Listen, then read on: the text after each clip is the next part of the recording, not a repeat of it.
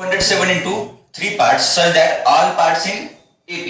म्हणजे आपल्याला 207 ला 3 पार्ट्स मध्ये डिवाइड करायचं आणि ते तीनही पार्ट्स कशामध्ये राहिले पाहिजे, अरिथमेटिक प्रोग्रेशन मध्ये राहिले पाहिजे. आपण बघितलं होतं 3 पार्ट्स मध्ये जर डिवाइड करायचं असेल तर पहिला येतो फर्स्ट पार्ट, दुसरा येतो सेकंड पार्ट आणि थर्ड येतोय थर्ड पार्ट. आपण सेकंड पार्टला जर ए कन्सिडर केलं तर थर्ड पार्ट काय होईल, ए प्लस डी आणि फर्स्ट पार्ट काय होईल, ए मायनस डी. कळालं इथपर्यंत? काय सांगितलंय, डिवाइड 207 इन 3 पार्ट्स. म्हणजे या 207 ला 3 पार्ट्स मध्ये आपण काय केलं, डिवाइड केलं. म्हणजे या 3 पार्टची सम किती यायला पाहिजेत, 207. First part plus second part plus third part. पहिला पार्ट किती आहे, ए मायनस प्लस सेकंड पार्ट आणि third part A plus D. हा मायनस डी प्लस डी सोबत काय झाला, समजलं? काल बघितलं होतं ए प्लस ए किती आला, thrice A equal to 207. So A is equal to 207 upon किती होईल रे, नक्की A is equal to 69. First term आली आपली, फर्स्ट टर्म आली आहे. आता कॅल्क्युलेट करायचा आपल्याला डिफरन्स. काय कॅल्क्युलेट करायचा, तर नंतर बघा प्रोडक्ट दिलाय. काय दिलाय, प्रोडक्ट कोणाचा, 2 स्मॉलर पार्टचा.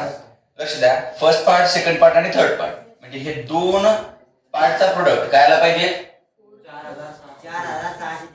4623. सो प्रोडक्ट किती आला पाहिजे आपला, प्रोडक्ट ऑफ 2 स्मॉलर पार्ट्स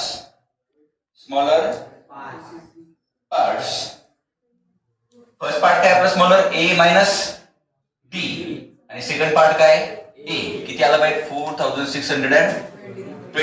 इथपर्यंत कळालं? ए ची व्हॅल्यू माहिती आहे किती आहे चिमण्या, ए ची value 69 minus D into equal to 4623. 4623 हा 69 मल्टिप्लाय मध्ये कुठे आला, डिवाइड मध्ये आलं. काय 69 मायनस डी, 69 ने डिवाइड करा.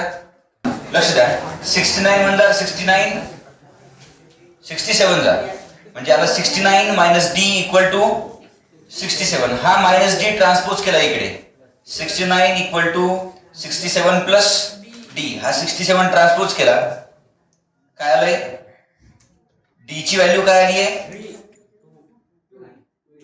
2. काय 2. तर फर्स्ट पार्ट बघायचा आपल्याला. फर्स्ट पार्ट किती आला, ए किती आहे 69 मायनस 2 इक्वल टू दुसरा पार्ट आणि नंतर 69 प्लस 2 किती येते, तिघांची सम येते बघा 207.